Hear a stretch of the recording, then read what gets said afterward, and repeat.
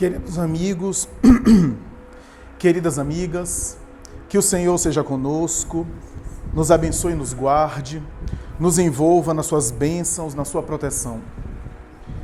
Margaret Mead, a notável antropóloga americana, norte-americana do século XIX e XX, essa notável estudiosa e ativista social, estabeleceu oportunamente um rasgo de inspiração, como era natural e habitual da sua carreira de intelectual, de escritora, de pensadora da sua época, ao analisar de uma forma genérica, abrangente, a personalidade humana, a criatura humana de maneira geral, e o comportamento humano, estabeleceu uma seguinte frase, que é a frase que nos serve, digamos assim, de introdução para o tema nosso da noite. Ela costumava dizer o seguinte, que virtude é uma dor seguida de um prazer. E o vício é um prazer imediato, seguido depois de uma dor. Essa colocação de Margaret Mead enseja grandes reflexões. Reflexões oportunas, reflexões importantes, em torno da dependência, em torno das questões que dizem respeito ao vício, palavra latina antiga que era utilizada comumente para lidar com as questões que hoje a ciência psicológica, a ciência do comportamento chama de dependência. Qualquer tipo de dependência, no passado, era tratado como vício, sinônimo de vício. Mesmo fora do contexto religioso, fora do contexto sacro, o vício é uma palavra que foi utilizada e que tem raízes, inclusive, latinas. A palavra vício vem do vocábulo latino vitium, que significa vício, falha, defeito. Alguma coisa que está defeituosa, alguma coisa que tem uma falha.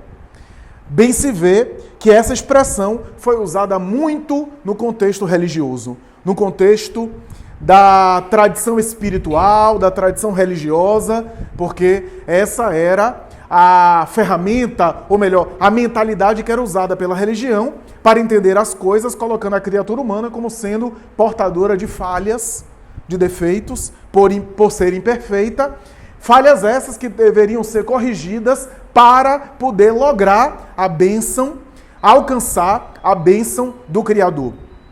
E é assim que o vício passa ao largo e ao longo das épocas, merecendo abordagens diferentes, a depender do contexto histórico, a depender do momento social, a depender da cultura e do conjunto de valores, as práticas sociais, o tipo de linguagem que se utiliza, o tipo de relação social que se estabelece. O vício também sofre influência desse conjunto de coisas que organiza a sociedade de cada tempo, e é por essa razão que, a depender do contexto, uma coisa que era considerada vício em uma época, em outra época, não necessariamente continuava sendo considerado. Assim, o conceito e o critério de vício mudou e vem mudando ao longo dos tempos, a depender das interpretações, a depender desse conjunto de coisas que a gente citou, esse conjunto de valores que a gente citou, a produção cultural.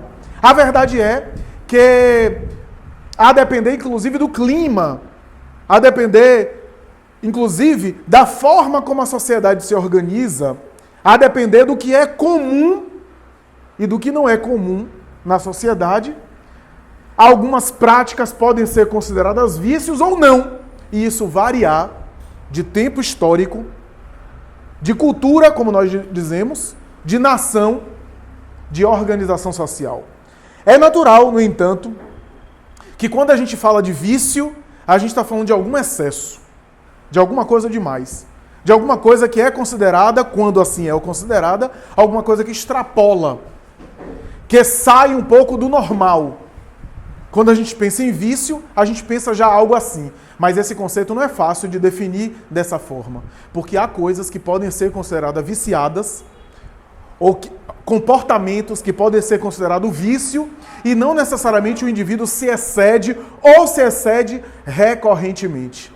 E aí há uma dificuldade muito grande de conceituar o vício.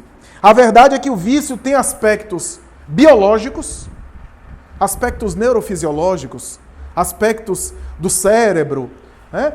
Os estudos cerebrais das neurociências associam determinadas práticas compulsivas e recorrentes com determinadas áreas cerebrais que são ativadas. Por exemplo, as áreas ligadas ao prazer sexual, à fome e ao sono são as mesmas áreas que são ativadas quando o indivíduo consome drogas, quando o indivíduo se excede em algum tipo de comportamento, são áreas, portanto, ligadas ao prazer sensorial, ao prazer biológico, ao prazer sensual, no sentido dos apetites materiais. Então, essas áreas são ativadas e são as mesmas. E essas são as mesmas áreas que são ativadas quando você ouve uma música bonita e que você se emociona, quando você tem uma conversa agradável, quando você tem alguma coisa saudável, alegre, que lhe dá prazer. Prazer também biológico, prazer também físico, prazer sensorial. O que é interessante e que chama a atenção das ciências atuais, as neurociências, particularmente as neurociências com a neuroanatomia funcional, aqueles aparelhos que colocam na cabeça do indivíduo e, a depender do que o indivíduo faz, as áreas correspondentes do cérebro são ativadas. Então isso chama a atenção, mas tem aspectos sociais, o vício tem aspectos sociais. Porque afeta a forma que o sujeito tem de se relacionar com o outro. O indivíduo que é considerado socialmente viciado, ele não apenas é visto de uma forma diferente, como ele se vê de uma forma diferente, ele se insere socialmente de uma forma diferente, e o seu vício afeta o seu entorno. Então tem aspectos sociais em que a sociedade estimula determinados vícios. A depender do tipo de sociedade, a gente tem incentivos para determinado padrão de comportamento, para determinado repertório de comportamento, que ficou clássico e que fica clássico. Quem não se recorda de no passado, Bette Davis, a maior atriz norte-americana do seu tempo de Hollywood, eu sei que a maioria de quem está aqui não estava encarnado na época, eu também não estava, eu estava desencarnando da outra ainda. Mas Bette Davis, na década de 50, em Hollywood, ela se gabava de se apresentar nos filmes, que inclusive era permitido, fumando. Inclusive em Hollywood, uma das primeiras mulheres, inclusive, na época, no início do movimento feminista e da emancipação feminina, dos movimentos libertários feministas da década de 60, e era símbolo de libertação, de empoderamento, palavra que é muito utilizada hoje, e morreu de efizema pulmonar e de câncer. E era símbolo de poder, de sensualidade, inclusive, e de autonomia. A mídia influenciava, era comum nessa época, estou falando década de 50 do século passado, era comum, natural, o tabagismo como algo cultural e aceito. Entre os homens, inclusive, sinônimo de masculinidade. Então, a depender da prática social, a prática sexual, por exemplo, a gente está falando aqui de determinadas práticas sociais, o comportamento masculino de relações sexuais fortuitas, que é mais, pelo menos o estereótipo, é mais comum, é mais conhecido tradicionalmente no sujeito masculino, embora as mulheres ultimamente tenham aderido a essa também, né? Mas os homens são mais conhecidos assim com esse repertório da infidelidade, da variação fortuita de parceiras, da multiplicidade de parceiras.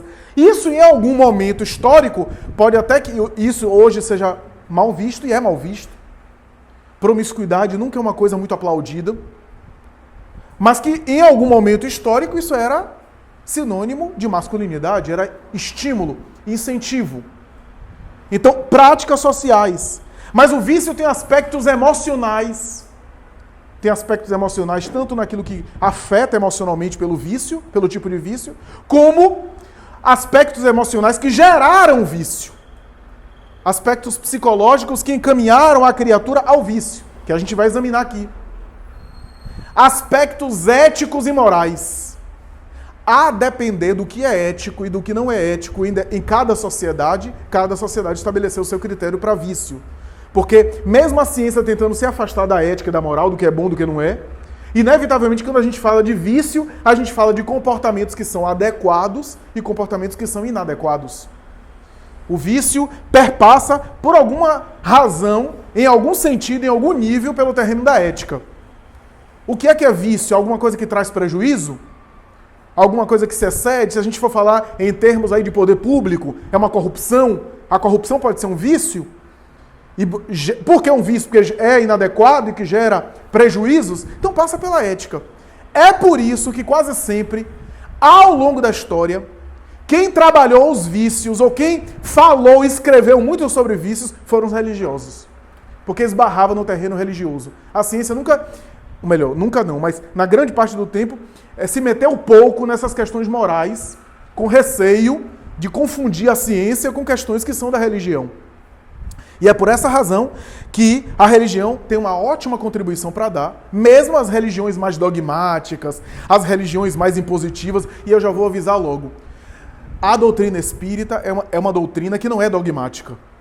Por isso a doutrina espírita não vai apresentar uma cartilha. Você chega aqui, por exemplo, no Templo do Silêncio, não tem uma lista aqui de como você deve se vestir, o que é que você deve comer, como é que você deve se comportar, o que é que você deve falar. A doutrina espírita não trabalha dessa forma. Outras doutrinas trabalham. E são válidas, têm os seus métodos. As doutrinas dogmáticas impõem determinada regra do que você deve ou não deve fazer. E funciona para determinado nível de consciência e de maturidade. Porque a depender do meu nível de consciência, eu preciso ter medo do diabo e de Deus me castigar, porque senão eu vou cair na bagaceira. Então, o que é que acontece? Eu, com medo de Deus me castigar, eu me comporto bem. Olha que beleza, que maravilha. Eu dou 10% do dízimo na igreja. Ah, é um absurdo que o pastor, que o padre... Não vou entrar nesse mérito. Eu dou 10% do dízimo na igreja e sou um homem de bem e de família, do que pegar 100% do meu salário e gastar em cachaça ou em prostituição. As religiões têm uma função social e atendem níveis de consciência diferentes. Mas o Espiritismo não trabalha dessa forma.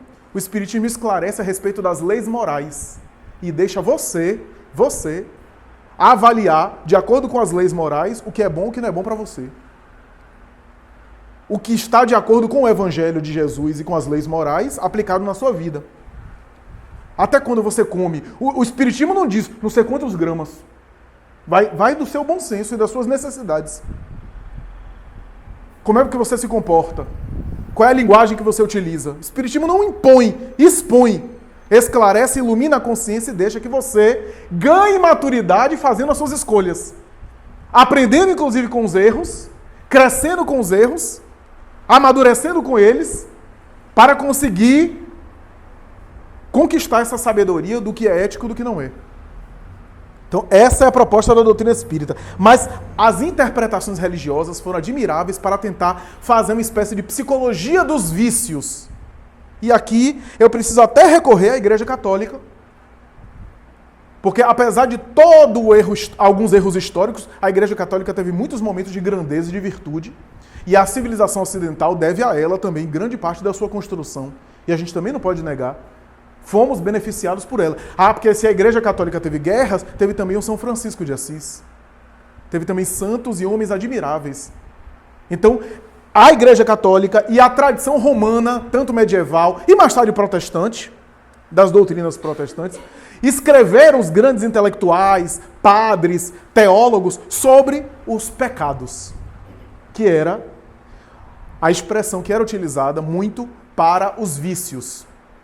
E na Idade Média se fez, ao longo da Idade Média, toda uma psicologia dos pecados, que ajudava muito a entender o comportamento humano. Era uma tentativa de psicologizar o comportamento humano, de entendê-lo.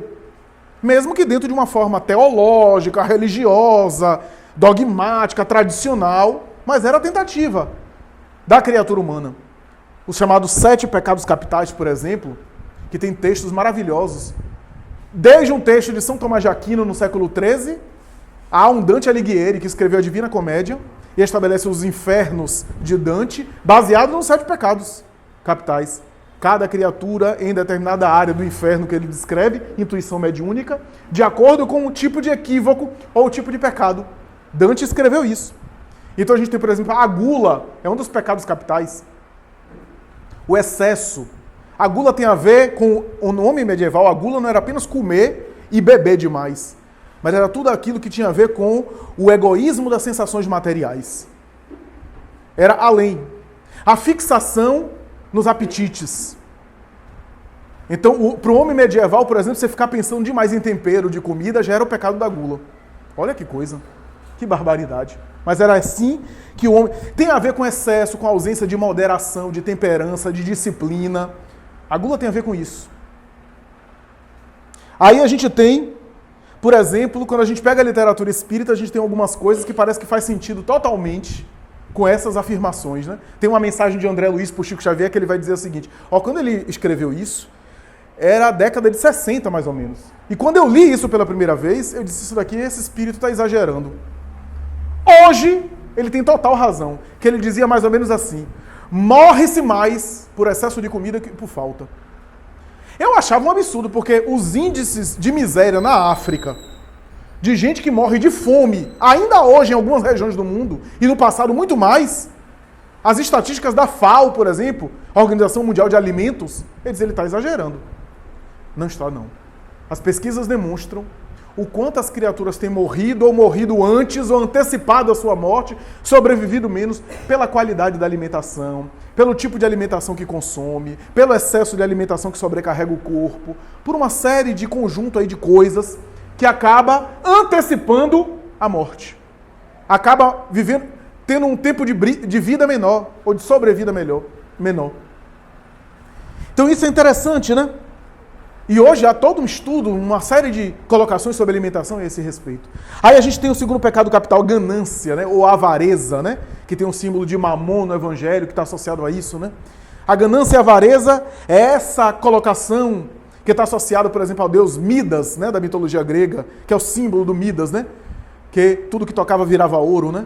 Era um indivíduo que transformava tudo. É um símbolo, né? Mitológico, é um arquétipo, né?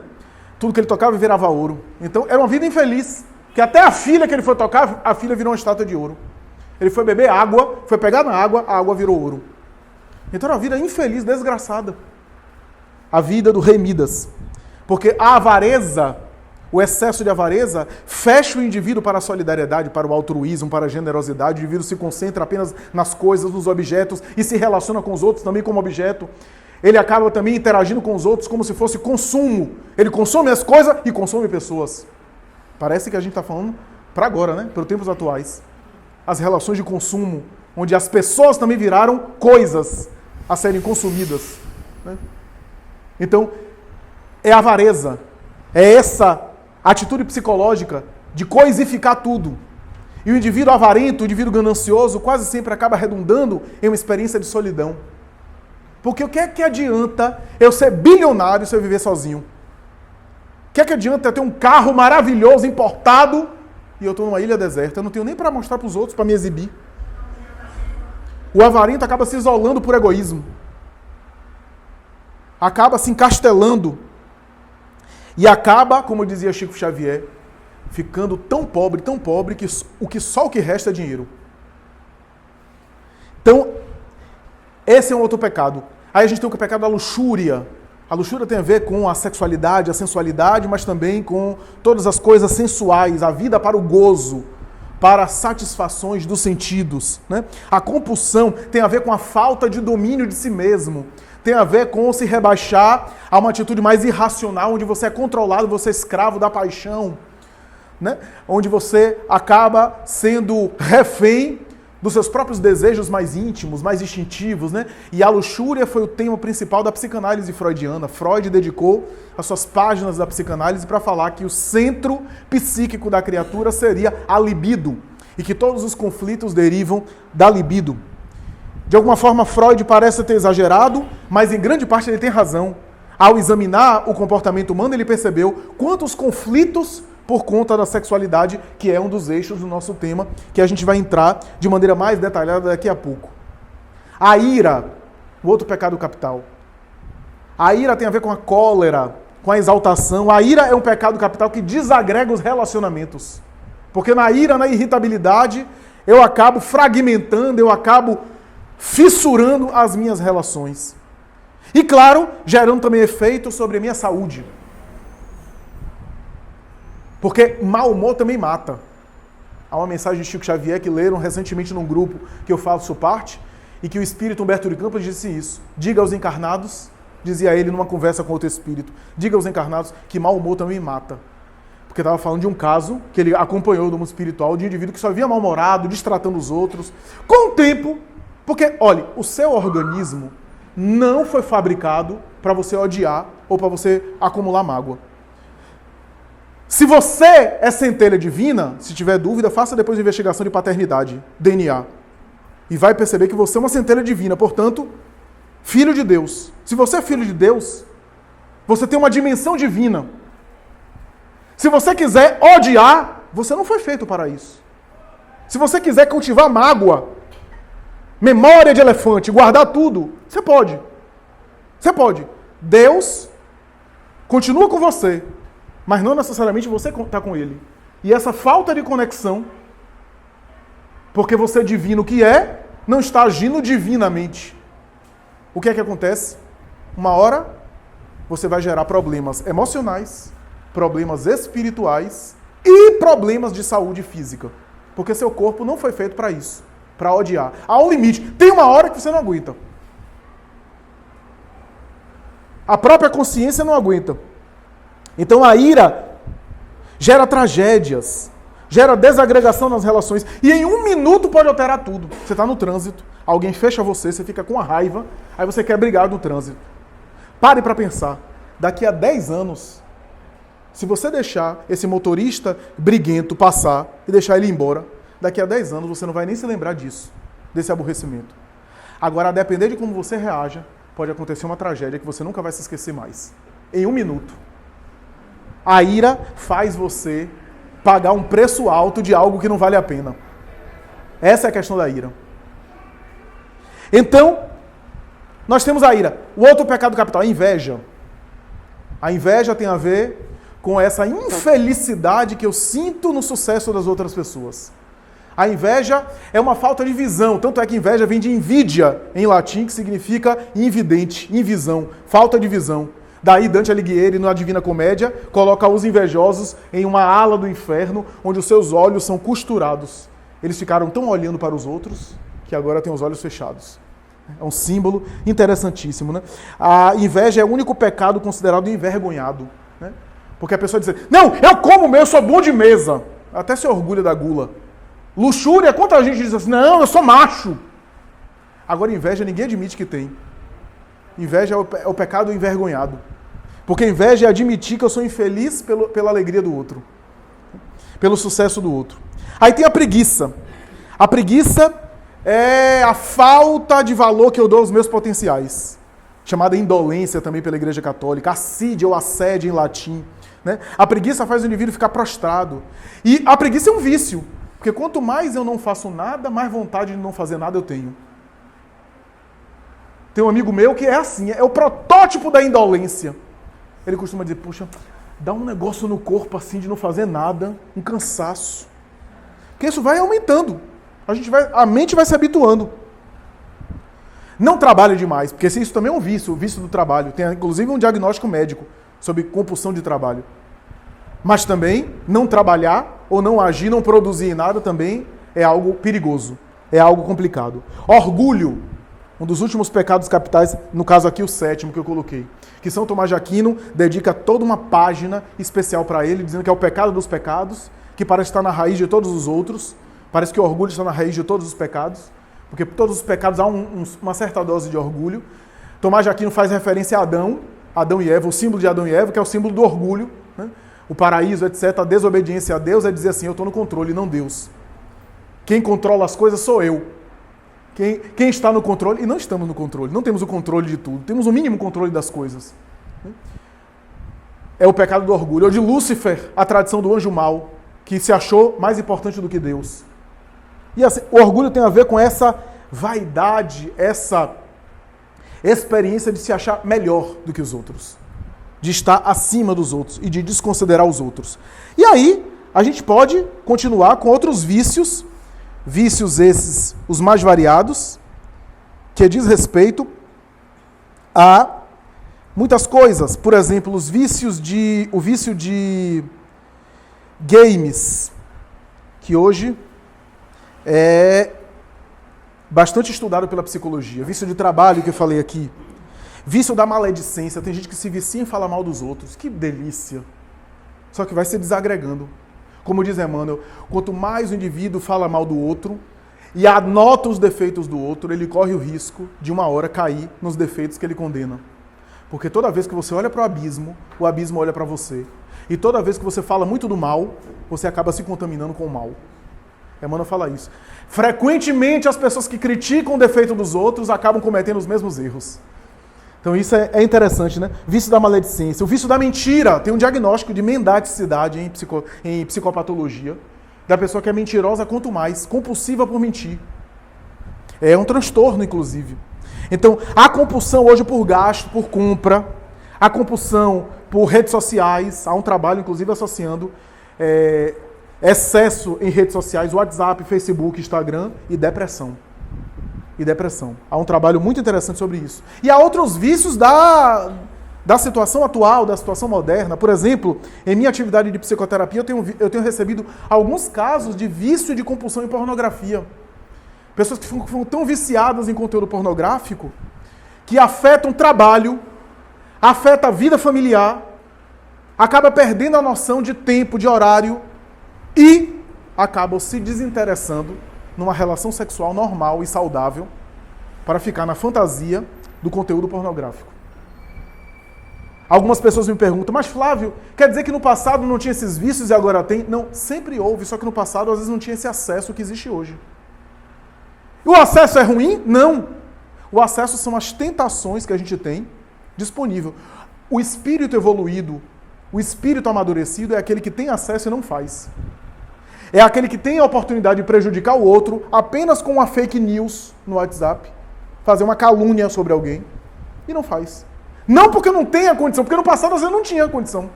Para você caluniar alguém, você tinha que ser diretor de uma imprensa, de um jornal ou de um veículo de comunicação.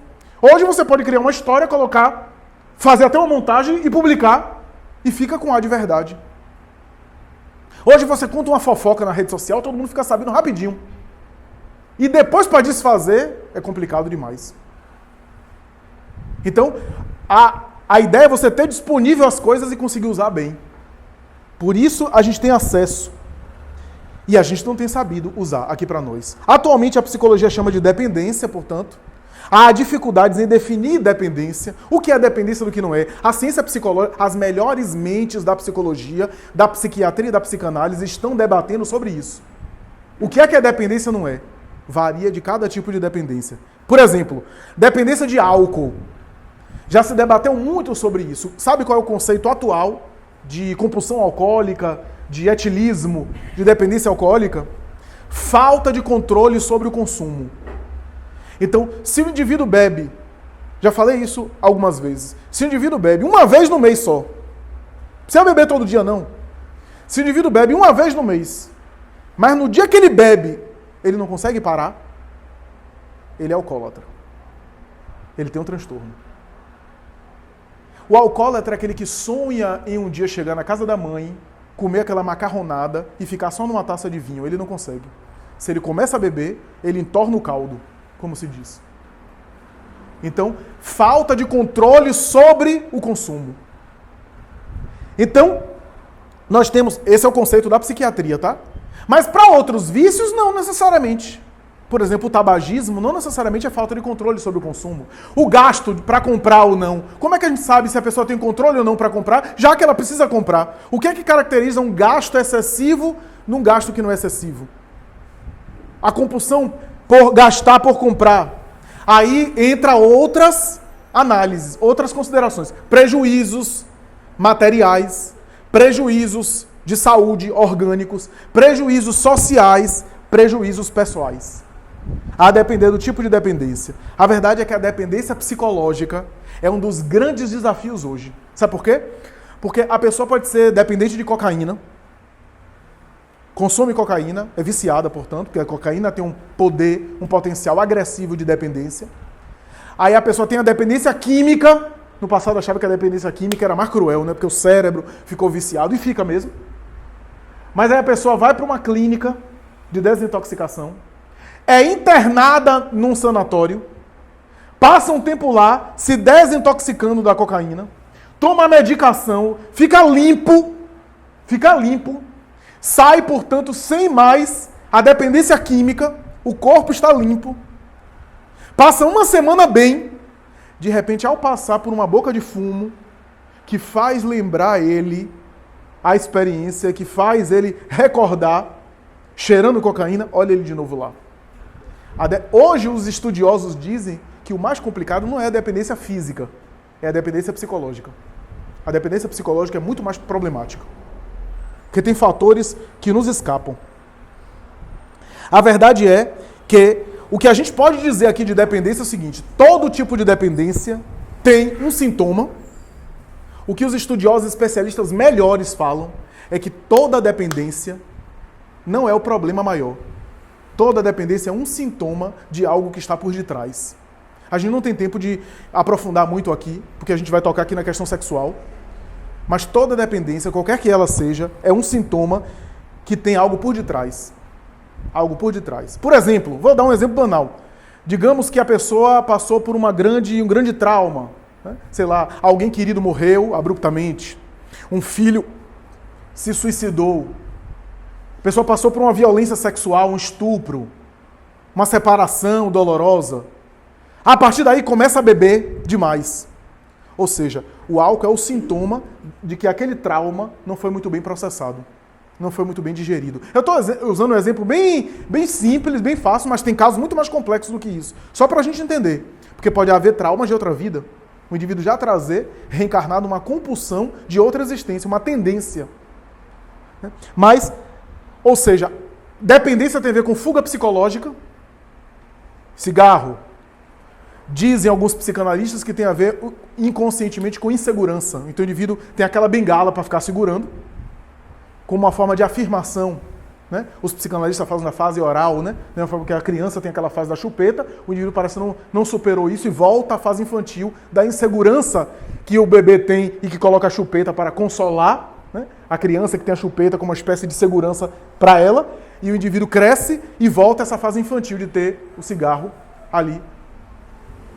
Ou então o álcool em excesso, que é uma forma de o indivíduo alterar sua consciência para não enfrentar os seus problemas, a realidade.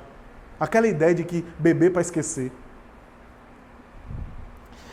Toda dependência tem um ganho secundário. O vício normalmente tem algum ganho. Mesmo que seja um prazer imediato e depois traga muito problema. Uma ressaca moral. Ou se no caso da bebida, uma ressaca física mesmo. Mas sempre tem um ganho secundário. Então, sei lá, o filho que não quer que o pai saia de casa provoca o vômito e fica mal, doente, para os pais não saírem de casa. Quer dizer, o vômito, tudo isso é desconfortável, mas tem um ganho secundário, que acaba deixando os pais em casa. Então, é algo que a mídia, a propaganda pode estimular e às vezes associar. Já notaram as propagandas de bebida alcoólica são mulheres maravilhosas, e o indivíduo lá tomando todas e com carro de luxo, associando, portanto, poder econômico, relações amorosas, aparentemente felizes, com bebida alcoólica. Já percebeu que você passa no supermercado, aí tem aquelas revistas de alto gabarito cultural e filosófico, né? Aquelas revistas femininas, né? Normalmente já tem na capa da revista uma atriz famosa com aqueles cabelos assim, aquela coisa bonita que a pessoa fica, poxa, eu não sou assim. Aí já dá uma depressão. Aí logo depois da revista tem chocolate. Que a pessoa vai se consolar com chocolate. É a associação, isso é estímulo visual para a compulsão. Né? Porque você já viram que essas propagandas de shampoo, mulheres? Esses shampoos que colocam, né? Porque o shampoo parece ser um shampoo inteligente, né? Bota o shampoo, aí na raiz faz uma coisa, no final faz outra, aí você compra o shampoo e não tem o mesmo efeito. Aquela atriz maravilhosa que faz assim o cabelo, que tá escovado aqui pra nós, mas faz assim o cabelo e você, pô, não, o shampoo não faz isso comigo. E aí você vai se comparando, vai ficando... E o que é pior, você não tem o marido que ela tem? Que isso é a pior coisa, né?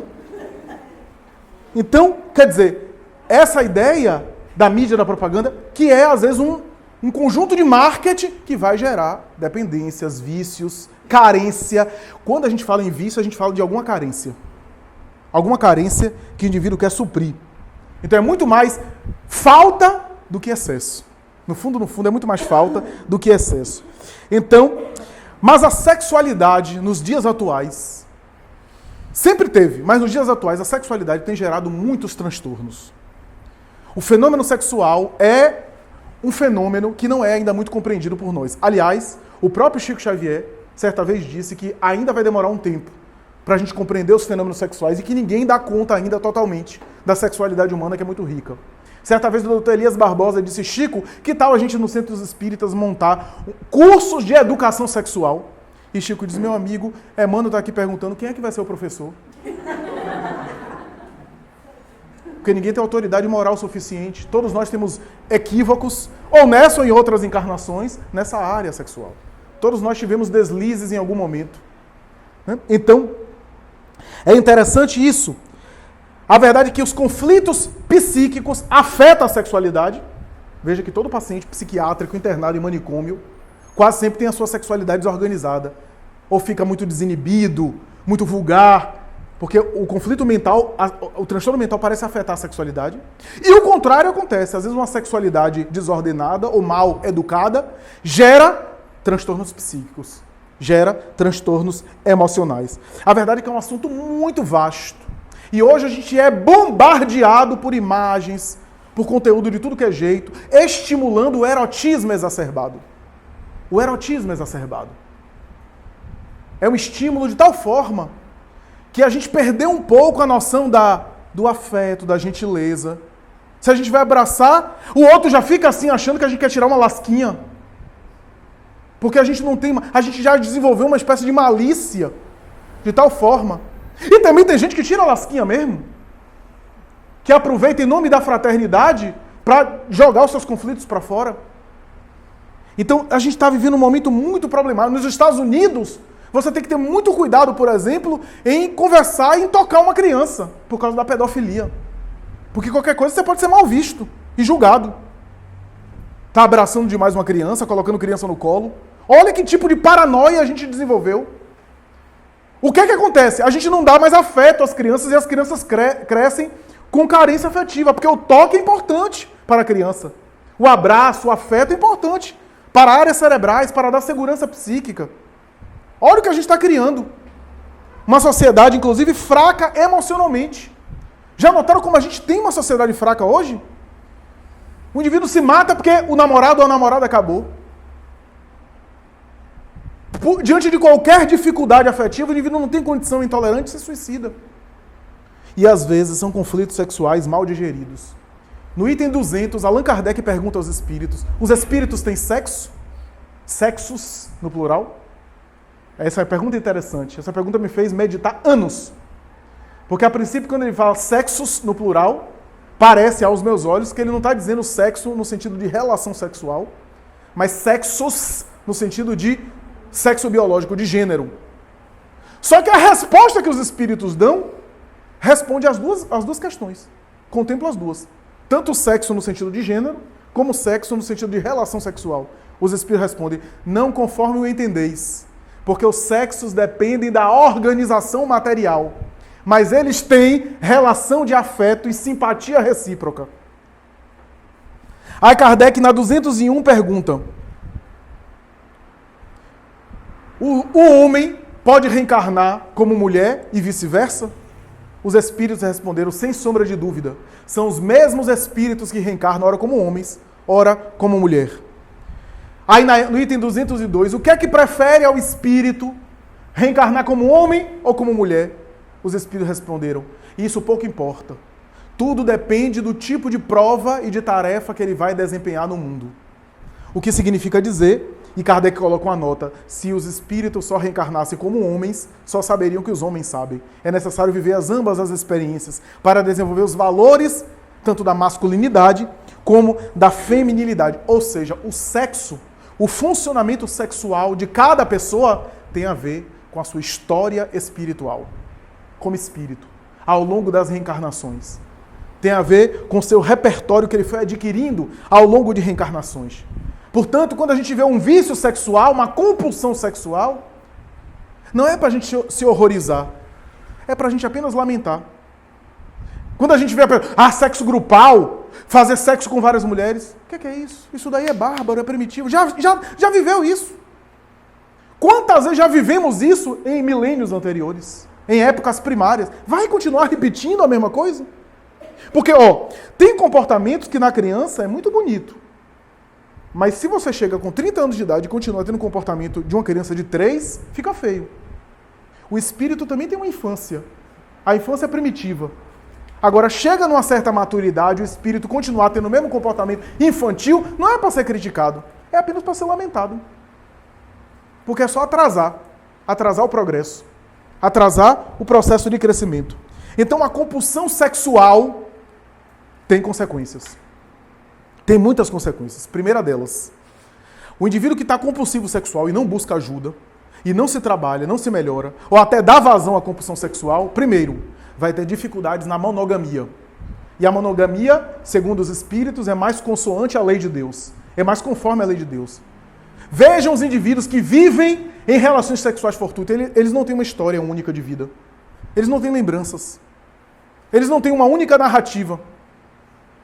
Eu tenho um amigo que ele abre o computador na minha frente e diz assim, olha, eu vou viajar agora para São Paulo, depois vou passar pelo Rio de Janeiro, e aqui já estou numa sala de bate-papo, já arranjando namoradas. E ele arranja mesmo. Ele nem paga hotel. Porque nos lugares que ele vai, ele já tem os encontros marcados. Só que é até compreensível, eu não estou dizendo que é certo, mas é até compreensível um adolescente fazer isso. Só que ele é da minha geração. Que eu não vou dizer quantos anos eu tenho, né? Que é falta de caridade. Mas daqui a pouco faz 40 anos. Não construiu nenhuma história, nenhuma lembrança, não tem uma vida amorosa de ter uma relação com alguém durante um ano. Porque não consegue. Vive assim, nessa vida sexual apenas. Aí uma hora resulta em depressão, em transtorno. Porque ninguém se realiza assim, bem. Não tem uma narrativa, não tem uma história. Então tem histórias de ficar em casas de mulheres, se relacionando assim rapidamente, de maneira fugaz. Então, dificuldade na monogamia, a ausência dessa narrativa única e, o que é pior, outros vícios acabam sendo desenvolvidos. Porque o indivíduo que é compulsivo sexualmente, primeiro, que quase sempre os cônjuges e os companheiros nem sempre aguentam ou dão conta. Depois, que a mente, como é muito criativa, começa a variar para continuar atendendo a necessidade de prazer. E terceiro, o que é mais problemático é o seguinte, quando o indivíduo é muito compulsivo sexual, às vezes ele continua compulsivo mesmo quando o corpo não responde. Então a mente continua desejando, a mente continua viciada e o corpo já está exausto. O que é que acontece? Começa a apelar para os estimulantes, as drogas químicas. E aí já entramos em outro problema. Veja como um vício pode ir gerando outros problemas. Transtornos psíquicos. Humberto de Campos, por Chico Xavier, passando por uma avenida de Los Angeles, nos Estados Unidos, se detém deslumbrado diante de Marilyn Monroe desencarnada. O ícone sexual da sua época. Essa notável mulher que encantou o mundo, atriz cinematográfica, que foi tão condecorada, mas foi muito infeliz do ponto de vista afetivo. Teve 7 relacionamentos oficiais e alguns clandestinos. Casou-se com um astro do beisebol que era apaixonado por ela e ela se divorciou. Casou com um grande intelectual americano e ela, insatisfeita, não quis. Quando ela desencarnou mais tarde, um desses maridos dela continuou visitando uma vez por semana, religiosamente, até os 90 e poucos anos, quando ele morreu. Levava um buquê de flores e colocava, amava, não refez a vida, não casou mais com ninguém, porque era apaixonado, admirava e era louco por ela. Mas para ela parecia não ser suficiente. E quando morreu, estava se relacionando de maneira clandestina com uma das pessoas mais importantes do século XX, mais famosas. De maneira clandestina, ela desencarnou. Diz ela, Humberto de Campos, o seguinte, a tese do suicídio não é totalmente verdadeira, porque eu não quis me matar conforme a mídia colocou. Mas eu estava deprimida. A depressão tomou conta de mim por causa do tipo de liberdade, ela usou essa expressão, liberdade feminina que eu me permiti. as variações sexuais, e angustiada sem conseguir dormir, tomei um sonífero, tomei outro, aí tomei um outro e aí tive uma parada cardíaca. Eu não quis me suicidar. Não era um suicídio consciente, intencional. Eu fui arrancada do corpo como uma luva arrancada da mão. Porque na época os barbitúricos em excesso podiam matar, né? Os ansiolíticos, né? Depois foi trocados pelos benzodiazepínicos, os Rivotril, o Alprazolam de hoje, os tranquilizantes de hoje, dificilmente matam. Mas na época eram os pentobarbitol, o barbitúrico, que davam uma parada cardiorrespiratória se a pessoa ingerisse demais. Hoje praticamente não se usa essas medicações. Então, ela acabou desencarnando dessa forma. O que é que eu quero dizer com tudo isso? Eu não falei que a dependência psicológica é um desafio? Eu não falei que a gente tem muito o que compreender ainda sobre as dependências, inclusive na área sexual? Eu posso terminar o meu discurso já caminhando para o final o seguinte, dizendo que o que falta é a gente compreender que ali nós temos um espírito. E que é necessário atender também a sua dimensão espiritual. Atender a dimensão psicológica, a dimensão afetiva. Por incrível que pareça, há muita gente que se recupera de um problema de vício. É porque isso não é divulgado. E é bom que não seja divulgado. Para a pessoa dizer, não, agora eu vou cheirar cocaína que depois eu saio. Porque tem gente que entra e não sai mais. A gente não pode ficar banalizando assim. Não é tão simples assim. Mas, por exemplo, fizeram a pesquisa com ratos. Colocaram ratos dentro de um local, de um espaço bastante pobre do ponto de vista visual, do estímulo. Não tinha nada, só tinha água e colocaram cocaína. Então o rato, para dar conta daquilo, tinha que cheirar cocaína para ver se aguentava aquela prisão. E assim foi. Sabe o que fizeram? Pegaram esses mesmos ratos depois, colocaram num local, espaço maior, com outros ratos, e colocaram água, comida e o mesmo pote de cocaína. Zero. Praticamente zero, os ratos iam para a cocaína.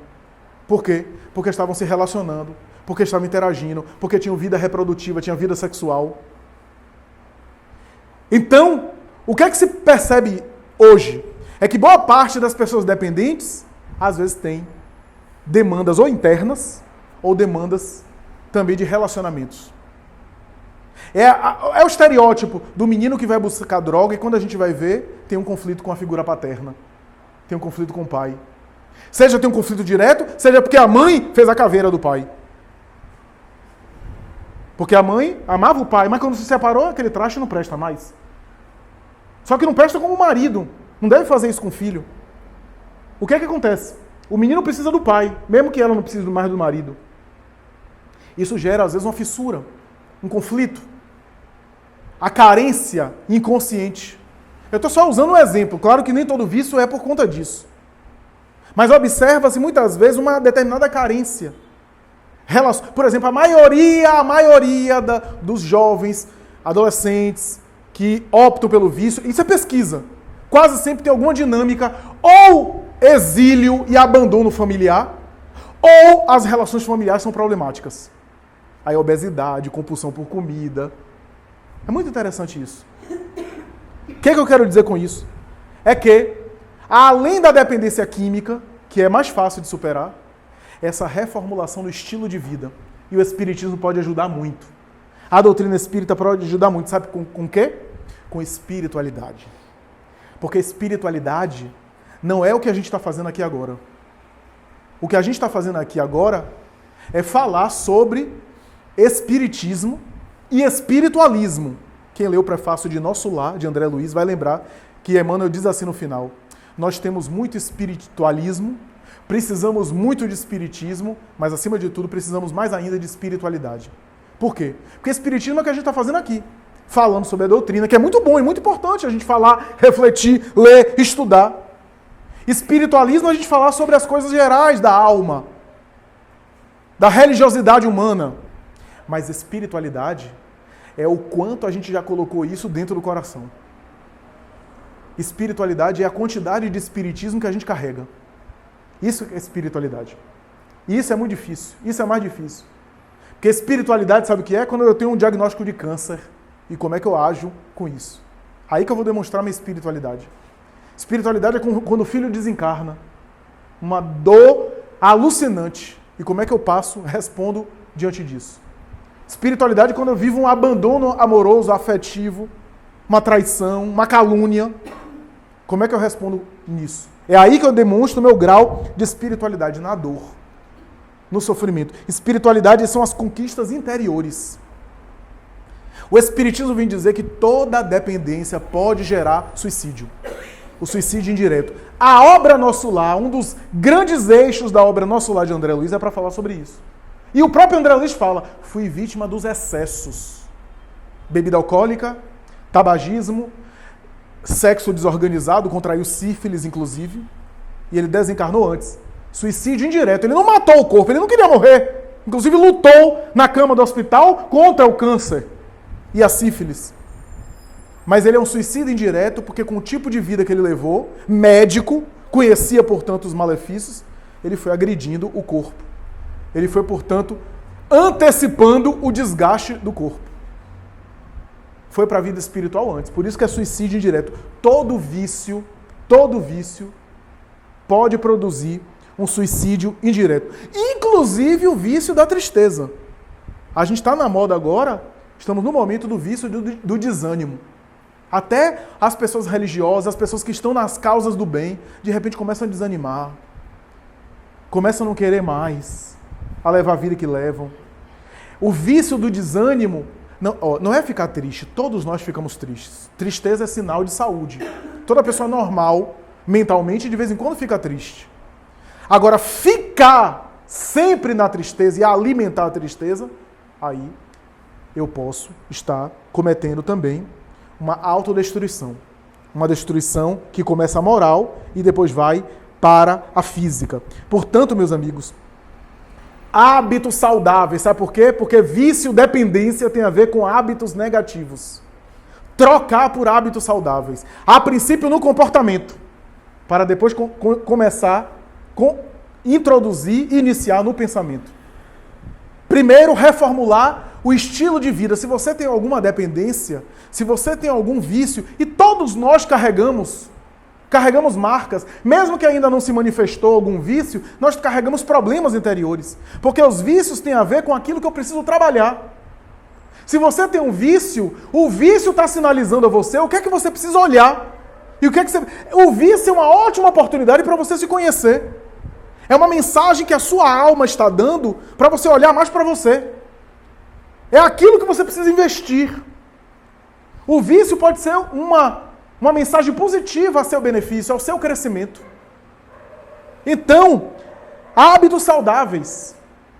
Começar com hábitos saudáveis. Se você tem qualquer dependência, comece com metas pequenas. Como diz, até nos Alcoólicos Anônimos se diz, né? Ninguém chega nos Alcoólicos Anônimos e diz, daqui para o resto da vida eu não vou beber mais. Porque é uma meta muito grande, é orgulho. Já caiu no vício do orgulho. Não, hoje eu não vou beber. Os portadores de problemas com álcool fazem isso. Metas pequenas. Comece, se você está com um vício que está desorganizando a sua vida, comece com rotina. Comece tendo uma rotina. Eu sempre digo isso, inclusive em psicoterapia. Comece com uma rotina equilibrada. Estabeleça um horário para você acordar. Comece aos poucos. Comece organizando o seu quarto. Nada de querer salvar o mundo. Aos poucos. Metas que você possa cumprir. Porque se você botar uma meta muito grande, você não vai cumprir e vai ficar mais deprimido. Metas pequenas. Vai organizando primeiro sua rotina, que vai lhe dando autoestima. Está cumprindo as tarefas que você se organizou para. Aos poucos. Aos poucos. E vai examinando o tipo de vício que você tem, porque diz muito de você. Diz muito em que ponto você parou na outra encarnação. Em que ponto você fracassou. Em que ponto você caiu. O vício são mensagens da alma, as dependências. E mude de vício, pelo amor de Deus. Se é para ter vício, mude. Mude. Bote um vício positivo. Eu já falei aqui que certa vez na juventude alguém me abordou e disse, você não faz isso, não vai daquilo outro. Eu disse, não. Eu disse, pô, que vida sem graça sua. Eu tinha 16 anos na época. Que vida sem graça sua. Toda hora aqui no centro. Você tem que aproveitar a vida, cara. Eu nem sabia o que era aproveitar a vida na época, né? Ainda não sei direito. E eu disse, eu aproveito. Basta dizer que eu durmo pouco. Até hoje eu durmo pouco. E aí, disse, não. Mas, e a vida, aproveitar? Eu disse, olha, e você? Você procura fazer o bem? Eu conheço sua vida, eu conhecia, era um amigo meu, eu conhecia. Ele disse, você. E aquelas mágoas, aquelas encrencas que você se meteu, você já procurou perdoar? Ele disse, eu não. Eu disse, pois é, comece assim. Ele, não, você já experimentou o uísque fulano de tal? Ele diz, olha, eu certa vez fui botar um negócio na boca desse. Meus olhos ficaram vidrados e eu quase desencarnei. Ele diz, é assim mesmo, você começa sem gostar. Vai, até começar a gostar e aí fica gostando. Ele diz, pois é, você vai começar a perdoar os outros sem gostar. Vai começar a fazer o bem sem gostar. Aí acaba gostando. Se é para se viciar, vicie-se também no bem. Tudo é uma questão de direcionamento. O hábito da oração.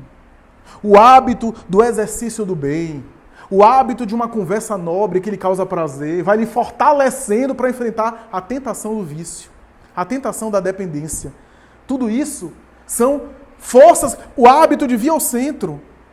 O que é que a gente está fazendo aqui? Se não internalizando informações, refletindo para se fortalecer, para enfrentar os desafios pessoais. E se ainda assim não está dando certo tudo isso, continue, porque se não fizesse poderia ser pior. Se está ruim assim fazendo, imagine sem fazer, mas busque ajuda. Converse com alguém, busque o padre da igreja, busque a orientação do centro espírita, busque conversar com alguém, busque ajuda profissional, busque alguma coisa, mas busque. Você precisa de ajuda, precisa de outra pessoa também, que isso também é humildade. Saber reconhecer que precisa de outrem, precisa de alguém para ajudar, portanto, para melhorar. Porque eu só vou conseguir influenciar meu filho, eu só vou conseguir ajudar o outro a caminhar por onde eu já caminhei. Então, por isso, o projeto é de autoiluminação primeiro, para depois eu tentar ajudar os outros que estão no caminho. Porque tem uma coisa que ninguém mexe, nem os próprios espíritos superiores, e essa coisa é o seu livre-arbítrio. As escolhas são pessoais. Deus ajuda, os espíritos ajudam, há uma série de ajudas. Mas assim, se você disser assim, não quero, Deus vai dizer, eu lhe respeito. Não precisava respeitar, ele tem poder para não respeitar seu livre-arbítrio. Mas ele é infinita bondade. E ele respeita você estar fazendo o erro. Ele aceita você estar agindo mal. Porque ele quer que você aprenda com as próprias experiências. Que você chegue às suas próprias conclusões. Então, meus amigos, só assim a gente vai ter a oportunidade mais tarde de tocar no coração dos outros e ajudar os outros nos problemas deles. Só para concluir, eu li recentemente em Lindos Casos de Chico Xavier, de Ramiro Gama, Chico dizendo o seguinte, na verdade Ramiro Gama que escreve, que uma vizinha dele, uma vizinha de Chico, que era amiga da madrasta, Cidália, que era uma mãe para ele, que morreu, essa vizinha era uma amiga da família.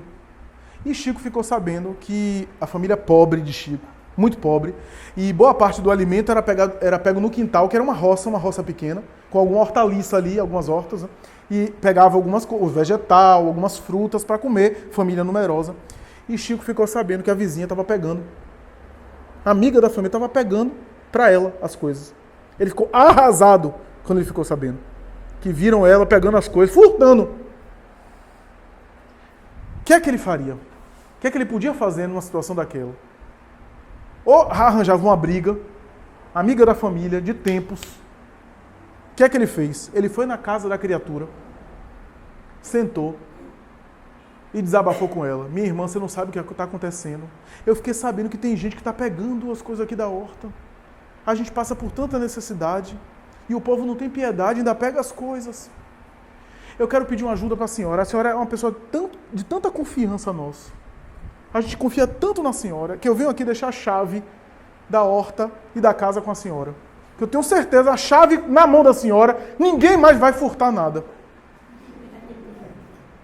Olha que eu nunca tinha pensado numa estratégia dessa. A chave estava na mão dela agora. Nunca mais ninguém roubou nada. E ela mesma se consertou. Olha, mas para um espírito ter essa sacada, é porque ele já passou por isso. Ele já se iluminou. Então ele conhece a alma humana e consegue tocar a alma humana naquilo que a alma humana precisa. Muito obrigado, muita paz.